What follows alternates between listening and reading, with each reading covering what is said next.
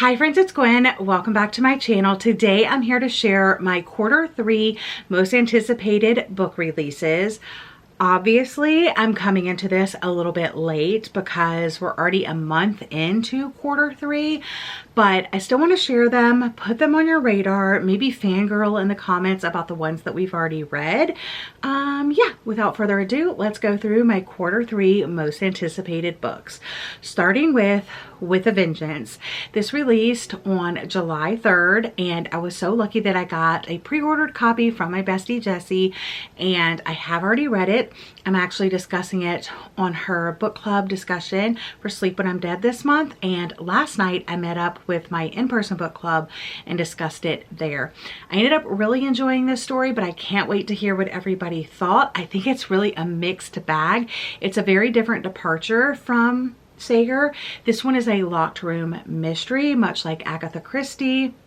There's one train, no stops, a deadly game of survival and revenge. So in 1942, 6 people destroyed Anna Matheson's family, her brother, her mom, her dad, and now 12 years later, she's ready for retribution. Like I said, already read it, can't wait to discuss and share all of my thoughts, but that one came out on the 3rd. Next up is Our Last Resort. This one released on the 8th. I don't have a copy of it yet, but this is the same author of The Quiet Tenant, which I really loved. I loved the writing, I loved the story, and I'm really hoping I love this one too. This one says 15 years ago, Frida and her brother escaped a cult. Now her brother is the prime suspect in a murder investigation, and it's not the first time.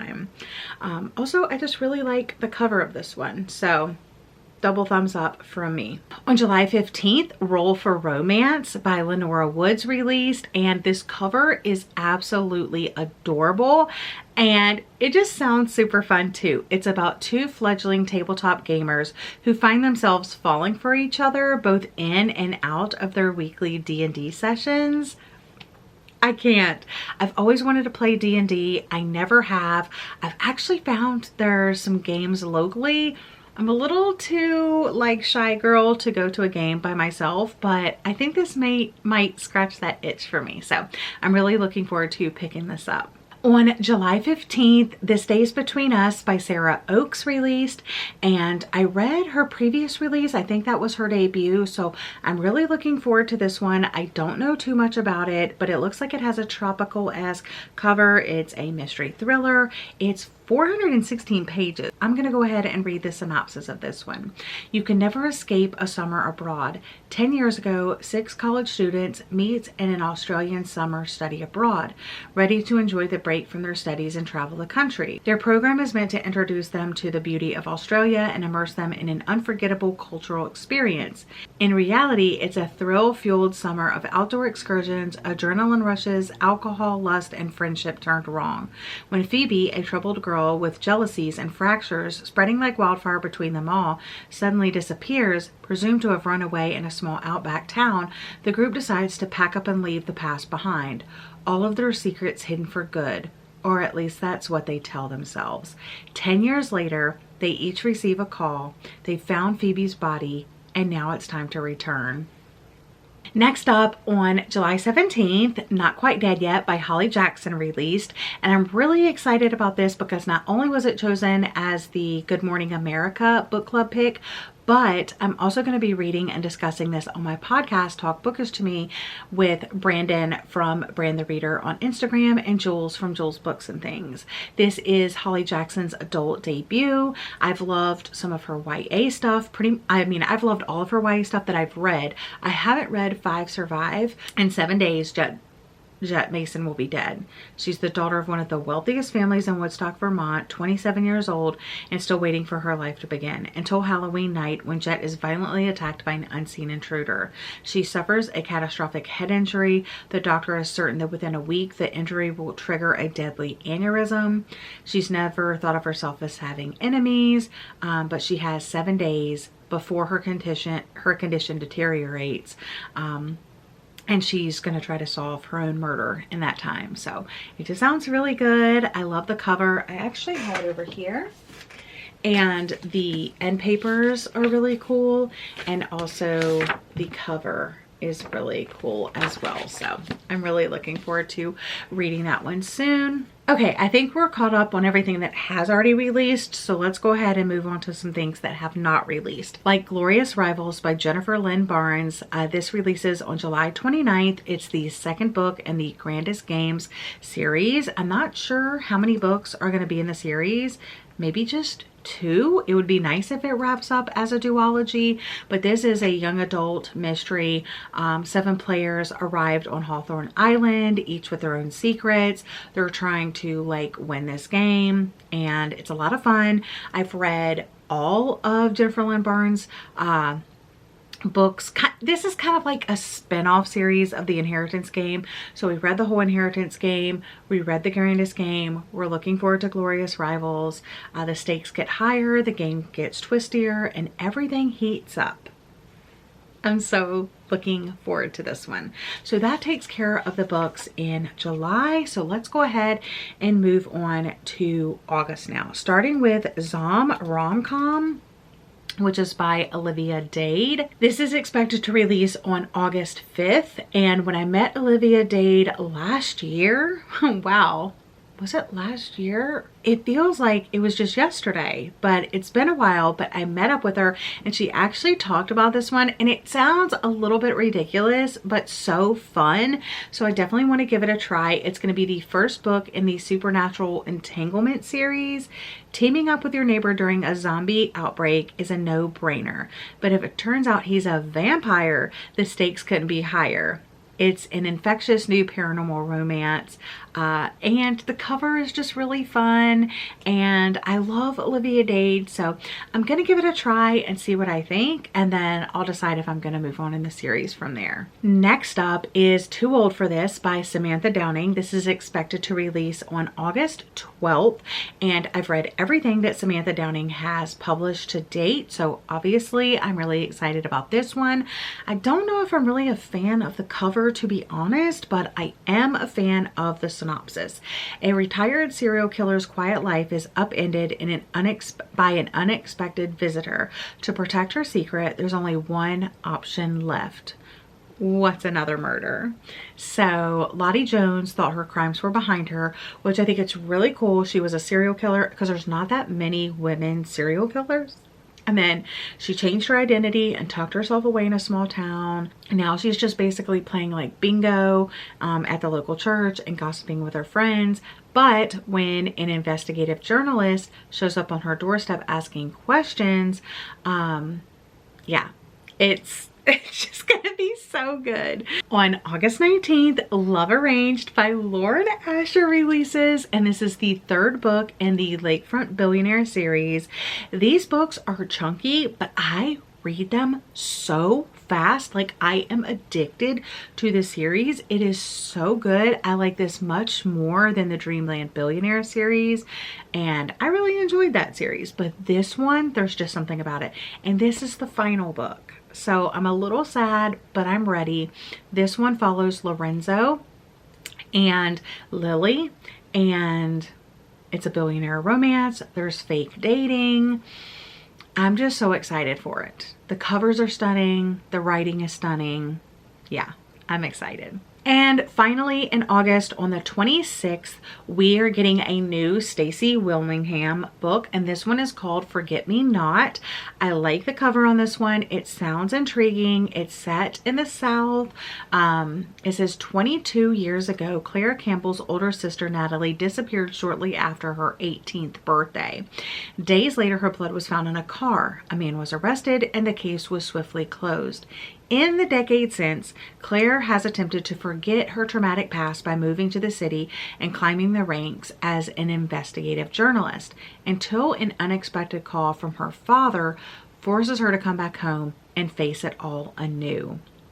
So, yeah, it should be good. I'm really hoping it's good because I have had some hits and misses from 𝒑𝒐𝒏𝒏𝒂𝒔. I really kind of miss when her books were released in January. She's kind of like changed her release dates and stuff, but this one is set in South Carolina, which is where I was born, so I'm really looking forward to this one. Okay, so now let's go ahead and move on to like some more fall releases because these come out in September, starting with If It Makes You Happy by Julia Olivia. I've never read anything by this author before, but the cover is stunning and screams fall, screams Stars Hollow. Just look at the little gazebo, look at the fall leaves, the dog, the couple, so cute. My new next door neighbor seems to have everything figured out. Small town golden boy, check. Single dad extraordinaire, check. Hot baker forearms, I didn't notice them, I swear. The hot baker forearms is reminding me of When in Rome, and I am here for it. And I continuing to say, I on the other hand don't have at all anything figured out. So there's Friends to Lovers, Small Town Romance, Contemporary, Slow Burn, Forced Proximity. I don't know, it's a cover buy. It is a complete cover buy, but it also sounds super, super cute. Okay, this next one is a bit of a long shot. It's the new book by Rebecca Ross. It's called Wild Reverence, and this is book 0, like it came before Divine Rivals and Ruthless Vows. So Divine Rivals I rated 4 stars, but Ruthless Vows I only gave 3 stars to, and this is like the prequel to all of it. Maybe we'll get some answers that we had, but it says, born in the firelit domain of the underrealm, Matilda is the youngest goddess of her clan, blessed with humble messenger magic. But in a land where gods can kill each other to steal power and alliances break as quickly as they are forged, Matilda must come of age sooner than most. She may be known to carry words and letters through the realms, but she holds a secret and she must hide from her dearest of allies to ensure her survival. And to complicate matters, there is a mortal boy who dreams of her, despite the fact that they have never met in the waking world. So I do think I would like to read this one just so I can like kind of like finish out the series and say that I've read all of them. Yeah, but it is like a fantasy, a romance. But the part that I didn't like about the Divine Rivals series was like the gods part, and now we're like following one of the goddesses of the world. So I don't know if it's going to be exactly up my alley, but I do want to give it a shot. That releases on September 2nd. On September 9th, we can expect a new M.L. Rio novel. This one is a vivid and immersive tale of one woman's reckless mission to make sense of the events that shattered her childhood and made her who she is. In summer of 1989, love that, 10-year-old Suzanne is drawn to a magnet to her father's forbidden world of electric guitars and tricked out cars. When her mother remarries, she jumps at the chance to tag along on the concert tour that just might be Gil and the Kills' Wild Ride to Glory. But fame has sharper fangs than anybody realized, and as the band blazes up the charts, internal power struggles set Gil and his group on a collision course destined for a bloody reckoning, one shrouded in mystery and lore for decades to come. Drenched in knockdown, drag-out rock and roll, Hot Wax is a raucous, breakneck ride to hell and back where getting lost might be the only way to find yourself and save your soul. So it's a mystery thriller. It has some historical fiction elements. It has some horror elements to it. I really don't know what to expect, but I've really just been wanting something new by M.L. Rio. I absolutely loved If We Were Villains. I haven't read Graveyard Shift, which is like a little novella. I still kind of want to read that, but I'm looking forward to Hot Wax. I'm gonna give it a go. Fingers crossed. Another absolutely adorable fall cover is People Watching by Hannah Bonham Young. This one is expected on September 9th. It just screams fall to me, and I have fallen in love with Hannah Bonham Young, so I'm really looking forward to this one. Small town romance, in a sexy and emotional romance in a small town woman's journey to spread her wings, intertwines with the arrival of an adventurous newcomer who brings out the best in her. So we have Prudence, who has found solace in her introverted life, and then we have Milo, an enigmatic wanderer whose beat up van covered with ill-advised bumper stickers rolls into town just when Prue needs a change. So I love the cover. I love the synopsis. I'm here for it. Okay, an author that I have been wanting to try for a while is Mark Edwards. He typically writes psychological thrillers, and this one is no different. So this one is expected on September 16th, and it's called The Wasp Trap.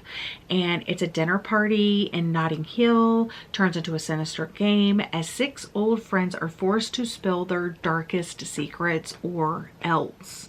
6 friends reunite in London to celebrate the life of their recently deceased ex-employer, a professor that brought them together in 1999 to help build a dating website based on psychological testing. And it soon becomes clear that their current predicament is related to their shared past. The love questionnaire they helped develop in 1999 for the dating site was also turned into a tool for weeding out the Wasp Trap. This and the other tragic events of that summer long ago may help reveal the truth behind a killer hiding in plain sight. Alternating between past and present, a colorful ensemble of characters, it's a twisty ride that is perfect for fans of Lucy Foley and Alice Feeney. I'm pumped for this one. I'm also I'm gonna save this one for a while. I want to read this in January, but it all depends on what my patrons choose, because next year we're going back to the voting method for the Night Owl Book Club, which is my Patreon book club. I always have my Patreon linked in the description box, but this is going to be one of the options for January, and I really hope they pick it. If you're watching, keep this one on your radar, Night Owls. Next up is The Heartbreak Hotel by Ellen O'Clover. This one releases on September 23rd. A bed and breakfast for the brokenhearted might hold the key to another chance at love in this debut romance. This sounds magical realism. This sounds like something Ashley Poston would write. The cover is cute. The premise is cute. I have my fingers double crossed because I really want to love this one. And the very last book that I want to talk to you about is another book in another series. So Bren Weaver, the author of the Ruinous Love trilogy, which I have still not finished, is coming out with a new trilogy, the Seasons of Carnage trilogy. Taurus Season by Bren Weaver. This is expected on the 23rd of September. A seaside town of colorful homes, quirky shops, and unusually high body count. And it's a dark romance. It's darkly funny, slow burn enemies to lovers romance where destruction and desire are balanced on the edge of a blade, where love is the most dangerous battleground of all. So those are the 18 books that are on my radar for the 3rd quarter. Sorry it's late. Hopefully I'll do better for the last quarter of the year. But yeah, I'm so excited about it. Let me know which ones I mentioned that you're also excited about. If you've read any of the ones that have already come out, let me know that as well. But thank you guys so much for watching this video. I hope you're having a lovely day or night, and I'll see you guys again in another video very soon. Bye, friends.